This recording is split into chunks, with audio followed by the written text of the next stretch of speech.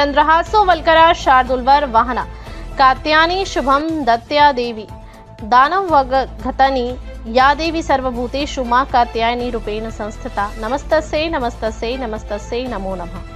आदिशक्ति जगत जननी मां विंध्यवासिनी के नवरात्र में 9 रूपों की आराधना की जाती है। आदिशक्ति का 6वें दिन सिंह पर सवार 4 भुजा वाली माता कात्यायनी के रूप में पूजन किया जाता है। मां कात्यायनी का स्वरूप अत्यंत दिव्य और स्वर्ण के समान चमकीला है।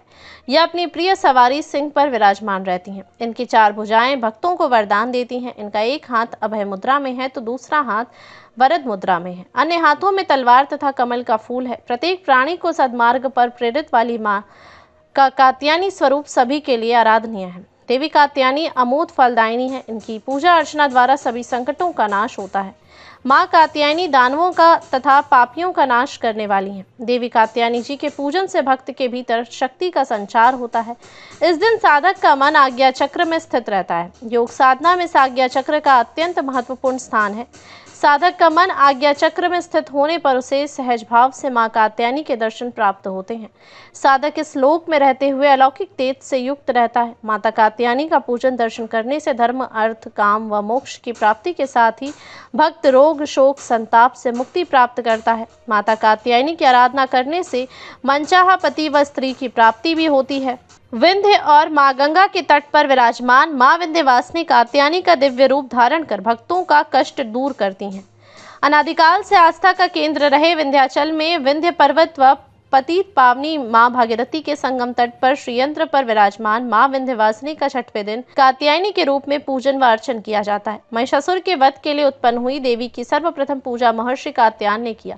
इसे देवी का नाम कात्यायनी पड़ा। विंध्य क्षेत्र में मां को विंध्यवासिनी अर्थात विंध्यवासिनी के नाम से भक्तों के कष्ट को दूर करने वाला माना जाता है। प्रत्येक प्राणी को सद्मार्ग पर प्रेरित वाली मां माता कात्यायनी सभी के लिए आराध्य है। मां सभी भक्तों के मनोकामना को पूरा करती हैं। इस गृहस्थ जीवन में जिस जिस वस्तुओं की जरूरत प्राणी को होती है वह सभी प्रदान करती हैं। माता कात्यायनी बड़ी दयालु हैं। भक्त जिस कामना पूजन अर्चन का कर उनके मंत्रों का जप करते हैं वह उन्हें प्रदान करती हैं। धाम में आने पर ममता बरसाने वाली माता का दर्शन पाकर भक्त विभोर हो जाते हैं। माता की ममतामयी छवि को निहार वह इस कदर निहाल होते हैं कि उन्हें सब कुछ मिल जाता है। देवी कात्यायनी जी के संदर्भ में एक पौराणिक कथा प्रचलित है, जिसके अनुसार एक समय कत नाम के प्रसिद्ध ऋषि हुआ तथा उनके पुत्र ऋषि कात्य हुए। उन्हीं के नाम से प्रसिद्ध कात्य गोत्र से विश्व प्रसिद्ध ऋषि कात्यायन उत्पन्न हुए। देवी कात्यायनी जी देवताओं, ऋषियों के संकटों को दूर करने के लिए महर्षि कात्यायन के आश्रम में उत्पन्न होती हैं। महर्षि कात्यायन जी ने देवी पालन पोषण किया था। जब महिषासुर नामक राक्षस का अत्याचार बहुत बढ़ गया था, तब उसका विनाश करने के लिए ब्रह्मा, विष्णु और महेश ने अपने तेज और प्रताप का अंश देकर देवी को उत्पन्न किया था और ऋषि कात्यायन ने भगवती जी की कठिन तपस्या पूजा किए।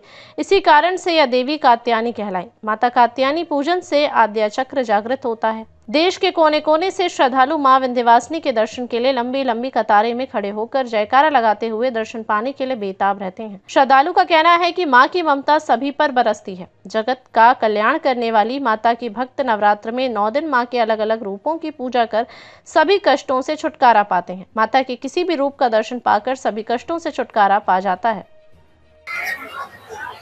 क्या नाम है आपका? मेरा नाम ओम द्विवेदी है।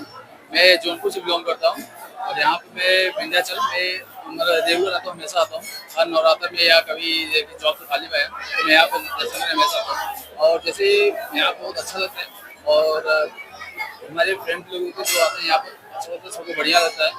और जैसे कि यहाँ पहले था वैसा नहीं रहेगा, बहुत ही अच्छा है। यदि दर्शन भी अच्छे से हो जाते हैं और जब आप मन करता है अच्छे से हम लोग यहाँ पर रहते हैं। ऐसा लग रहा है? बहुत बढ़िया लग रहा है यहाँ पर और हमेशा आते रहते हैं हम। नवरात्र या जब मन हुआ तब आ जाते हैं हम। माता रानी का बुलाया होता है तो हम लोग आ ही जाते हैं। नवरात्र का 6वां दिन है, ऐसे में किसी को भी मत पूजा क्या है? प्रथमं शैलपुत्री च द्वितीयं ब्रह्मचारिणी तृतीयं चंद्रघंटेति कुसुमान् चतुर्थं पंचमं खस्तुं कात्यायनी। आज मां कात्यायनी का दिन है। मां कात्यायनी 4 भुजाओं वाली है, सिंह पर सवार है। एक हाथ में तलवार, एक हाथ में पुष्प, एक में वर मुद्रा, एक हाथ में अभय मुद्रा देकर 4 भुजाओं से सुशोभित। मां पीला वस्त्र धारण की है, पीला पुष्प पहने हैं। मां का जो स्वरूप है वह जैसे स्वर्ण की चमक हो वैसे चमक है। मां अम्बा परा अम्बा जगजननी बड़ी सुंदर स्वरूप वाली है। आज के दिन भगवती का पूजन करने वाले के भक्तों के जीवन में वैवाहिक सुख की प्राप्ति होती है। जिन कन्या या पुत्रों का विवाह नहीं हो रहा है, केले का फल, हल्दी की गांठ और हल्दी का तिलक मां को लगाएं, वही प्रसाद रूप में अपने आप को लगावें, पावें, अतिशीघ्र उनका विवाह होगा।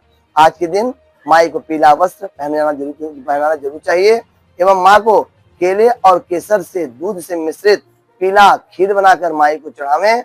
उसे पान करने वाले गर्भवती स्त्रियां संतान को जन्म पुत्र को देंगी एवं बाझन स्त्रियों को भी संतान की प्राप्ति होती है, इसमें संशय नहीं है। जय मां विंध्यवासिनी। नवरात्र चल रहा है, नवरात्र का मेला चल रहा है, असल में भक्त क्या करे जो आ रहे हैं? नवरात्र में जो भक्त आ रहे हैं माई के यहाँ, यदि आप गर्भगृह में जाकर अंदर दर्शन नहीं कर पा रहे हैं तो आप माई के ध्वज को देखकर यदि प्रणाम करते हैं, कामना करते हैं, निसंदेह आपकी कामना पूर्ण होंगी।